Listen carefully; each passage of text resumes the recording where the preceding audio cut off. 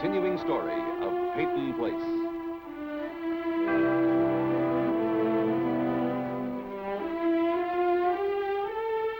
Starring Dorothy Malone as Constance Mackenzie, Ed Nelson as Michael Rossi, Mia Farrow as Allison Mackenzie, Ryan O'Neill as Rodney Harrington, Barbara Parkins as Betty Anderson, Tim O'Connor as Elliot Carson, Christopher Conley as Norman Harrington.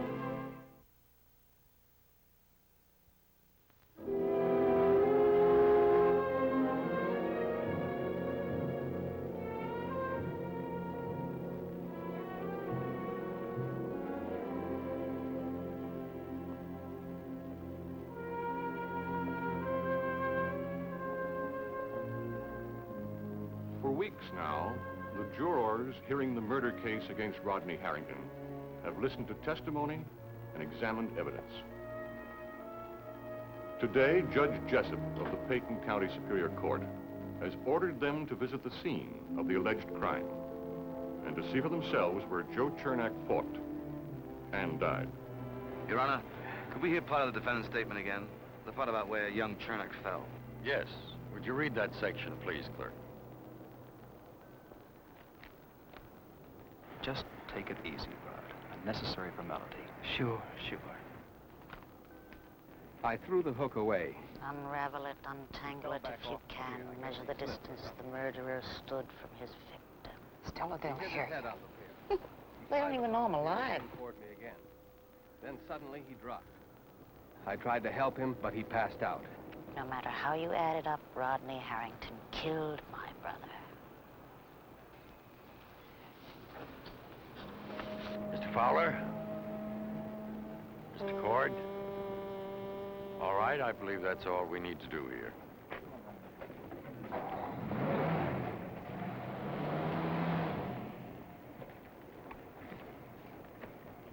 Okay, what happens now?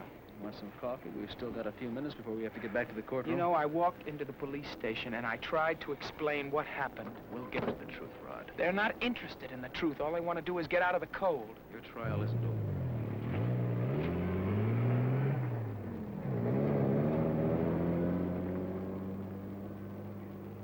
Why couldn't I talk to them? Why couldn't I explain things right here where it happened? I told you, Rod, the legal procedure. Oh, legal procedure, Stephen, legal procedure. Your legal procedure is killing me. Rod. I'll see you in court.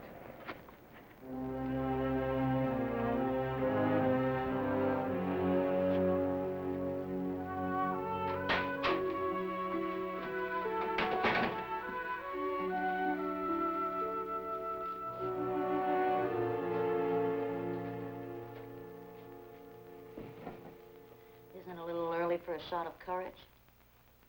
Ada? In a minute. I saw the ceremony out there. It was very touching. At first I thought it was a bunch of jolly red-nosed leftover from Christmas carolers. Then when I didn't hear any jolly red-nosed singing. How's the trial, old school chum? Hello, Stephen. May I have some coffee, please, Ada? Sure.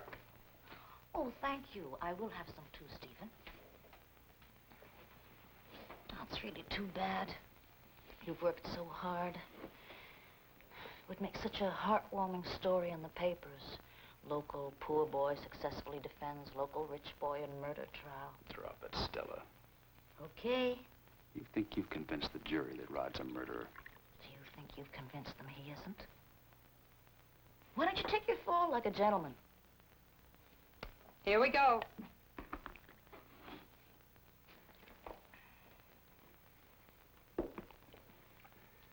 You ever looked into the laws of perjury, Stella? Oh, Steve. Now, don't let that loser's feeling make you say something that you'll regret. No. This is an abstract discussion. They're fascinating. In some places, the convicted perjurer has to serve the identical sentence his victim was given. You said it. It's an abstract discussion. You want me to look up the laws in this state, Stella? Allow me.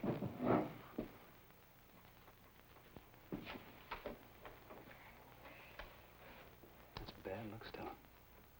Bad luck.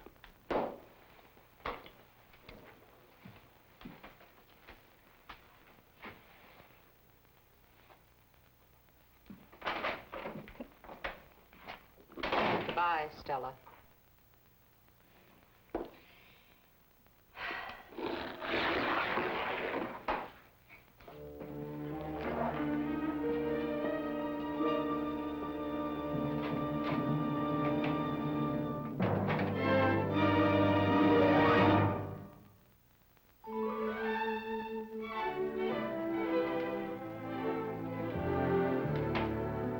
Hi, Betty.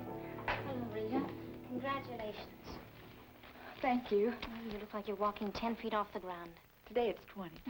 I wish you, Norman, all the luck in the world. Thank you very much. Would you like a cup of coffee? I only have a few minutes. I just came to pick up Mr. Peyton's prescription. Oh, Mr. Courtney. Yeah. Oh, Miss Anderson.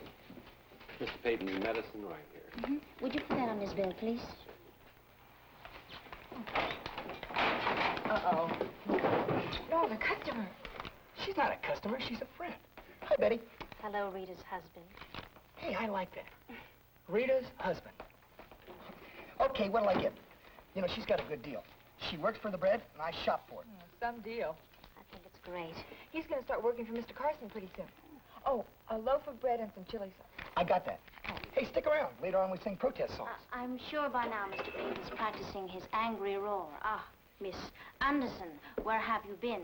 I hired you because I assumed you could control your small-town yearning to chat with everyone on the street. Bye. Bye. Don't forget a quarter pound of butter. No kissy, no shopping. Hey, wait a minute!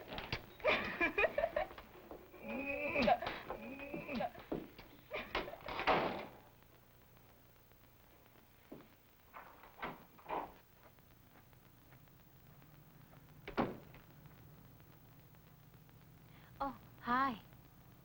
Hi. I'm on my way upstairs to search for my one and only pair of galoshes that Norman swears he didn't steal from me. Ah, well, now's your chance. He's in the drugstore with his new bride. Oh, I'd hate to get caught stealing Oh, I galoshes. don't blame you. Want to stand guard? What do I get out of it? Well, you get to wear them all summer long.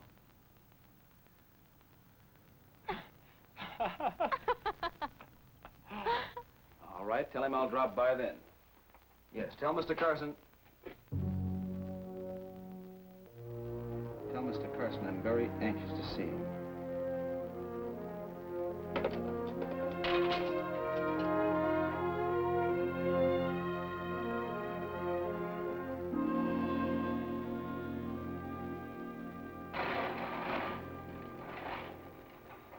Dr. Hoyt, report to surgery.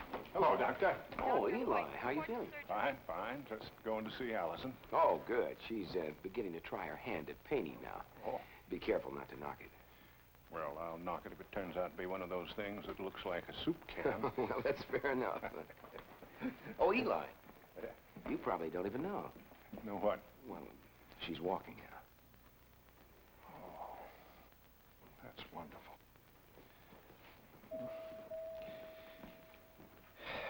When did it happen? How did it come about? Oh, Elliot and Russ Garing were arguing outside of her door, and she heard them and got out of bed and walked over to the door. Arguing, huh? Yeah, they were arguing because Russ Garing knew all the time that Marion Fowler was the one that hit Allison. Well, if the fight helped Allison to get on her feet, it was worthwhile. Well, I wouldn't get too excited about it, though, Eli. It's going to take some time before Allison stops rejecting the idea that Elliot Carson is her father.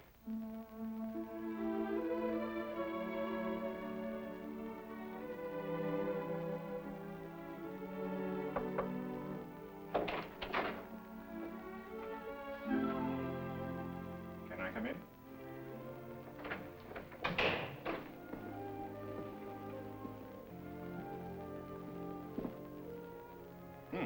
That's a very good likeness.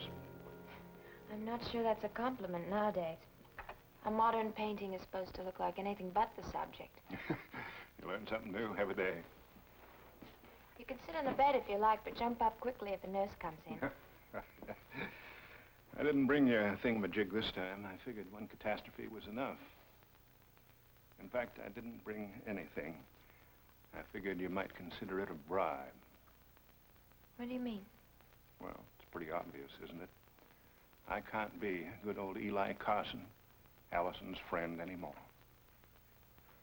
I'm Elliot Carson's father, and suddenly that makes me an enemy. I don't want you to feel that way. Just because I'm angry at Your father? your son. I didn't come here to plead Elliot's cause. You'll have to find the solution to that problem yourself. I came here to talk about you and me. There are certain facts that you just can't wipe away like chalk off a blackboard. Elliot Carson is your father. That makes me your grandfather. I've watched you grow up, Allison. Ever since you were a wee bit of a sprat, we've been friends. I've never wanted anything as much as having you for my granddaughter.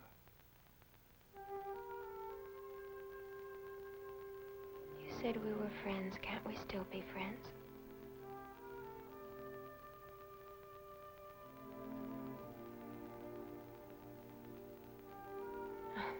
Windows keep fogging up on me. Well, let in the fresh air. Chew up the fog. I'm a handy man to have around.